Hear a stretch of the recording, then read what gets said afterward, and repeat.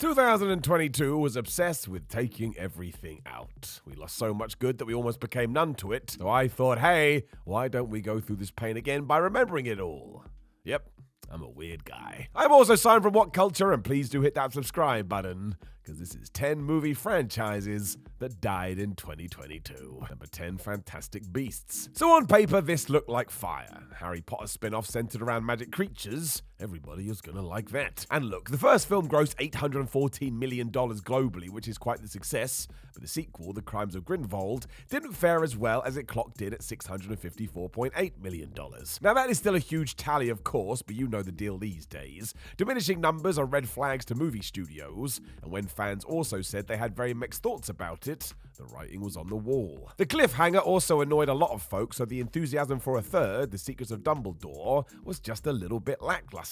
This is before all the craziness with Johnny Depp being recast by Mads Mikkelsen and all the controversy surrounding J.K. Rowling.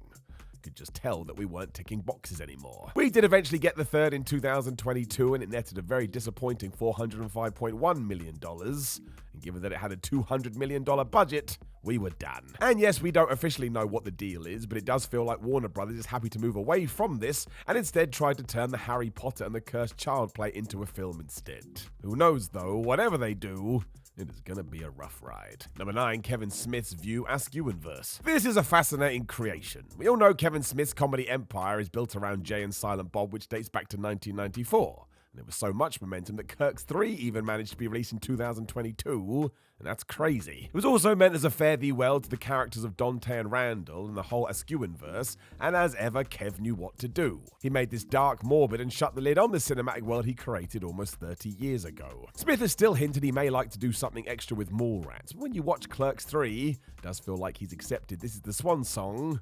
Now it's time to move on to something else. So the whole thing has been wrapped up, which is bittersweet, and I shall miss it, but at least this is somewhat of a positive tale. Smith decided this was probably the best time to put it to bed. Like usual, I bet he gets it right. Number 8, Paranormal Activity. Paranormal Activity is a beast. One of the most profitable franchises of all time. There have been 7 entries which cost about $28 million to make, and yet they've grossed $890.5 million.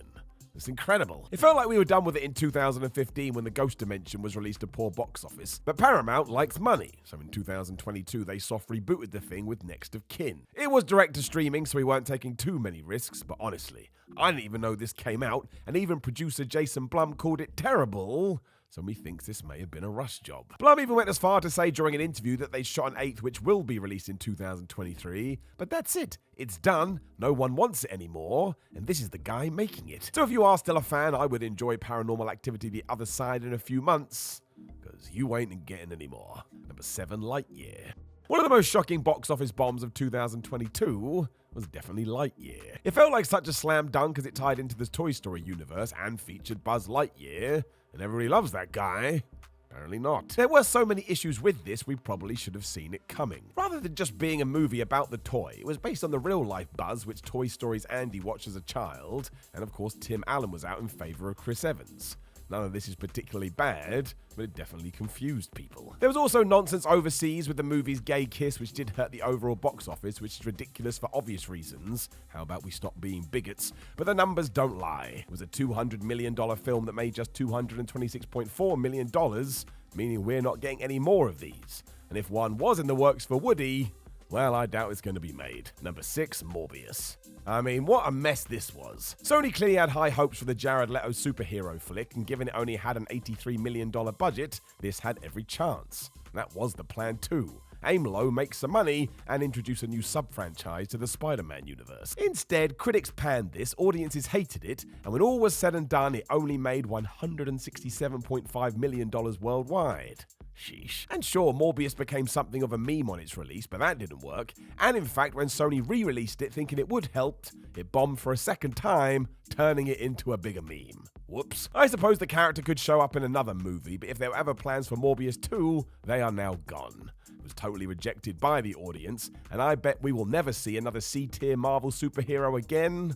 Clearly, we have the evidence, it ain't worth it. Number 5, DC League of Super Pets. Even though animation has been struggling at the box office since the pandemic, DC League of Super Pets seemed like it could buck the trend. Firstly, it was your favorite superheroes reimagined as cute animals, and we brought in a stellar cast. The Rock, Kevin Hart, Kate McKinnon. It was also budgeted at a fair $90 million, so how could it miss? Well, while it didn't fall as far as some, it did not do as expected. The movie reviews were alright, but that didn't convince people to go to the cinema, as it topped out at $204.7 million, whereas internally Warner Brothers was hoping for $300 to $500 million, especially because Minions: The Rise of Gru made $900 million weeks earlier. So I doubt we are getting a cinematic superhero pet universe, even if Dwayne Johnson suggested this was the case, because what would you even do next? Something for HBO Max? The cast wouldn't be interested in that, so it's done.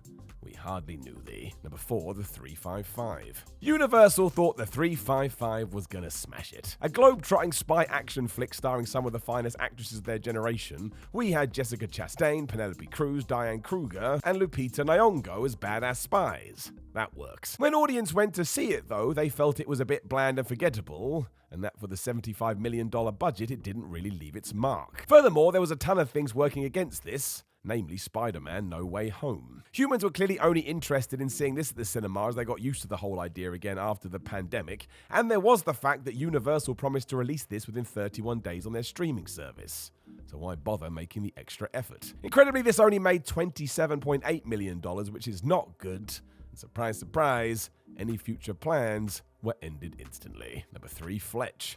The cinematic franchise, based on Gregory MacDonald's popular Fletch mystery novels, began with the 1985 Chevy Chase starring film, the success of which spawned a 1989 sequel, Fletch Lived, which proved far more modest of a hit. A planned third film starring Chase never materialized, and after numerous attempts to produce a new Fletch movie, including a Ben Affleck-Kevin Smith partnership, we finally got one in 2022. A soft reboot of the movies we've already talked about, John Hamm stepped into these shoes and did a really great job.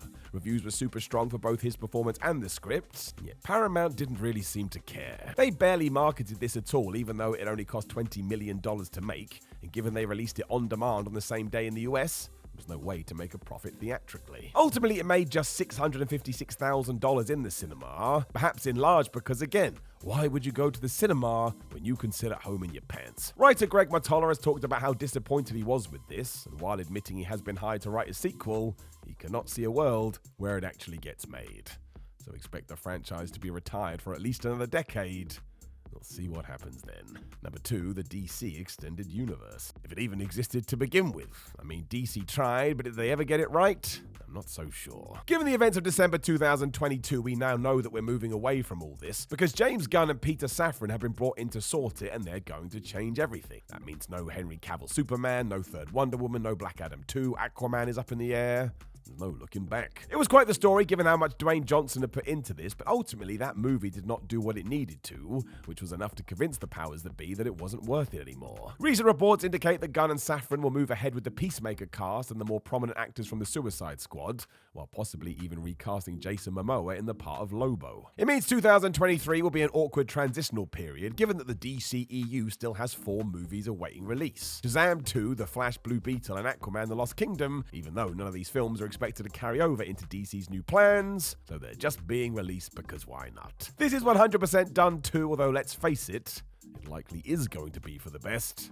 It has been a crazy ride. Number 1, Strange World. In a year filled with flops, none were more brutal than Disney's sci-fi adventure, Strange World. Despite being directed by Don Hall, who has a ton of success with this stuff, the $180 million budgeted animation just didn't connect with audiences at all, and made a crazy low $61 million at the box office. Barely makes any sense. It's not like this didn't have the cast either, as Jake Gyllenhaal headed up a who's who of names, and don't get me wrong, Disney had this all lined up to be an ongoing franchise, and yet sent it to streaming just 1 month after it dropped. It's fair to say that everyone involved could have done more to sell this, as it did kind of pop up from nowhere, but again, any plans for Strange World 2 are now gone. Just wouldn't be worth it. Know of any other movie franchises that were killed off in 2022? Make sure you let us know in the comments below, and don't forget to like the video, share the video, and subscribe. Then head over to whatculture.com, where you can read articles like this with your eyes. Make sure you follow us on social media at whatculture, and we do have a lot of other videos on the channel. I think you should watch one. My name is Simon from What Culture. Thank you very much for tuning in as always. You take care of yourself, and I'll talk to you again soon.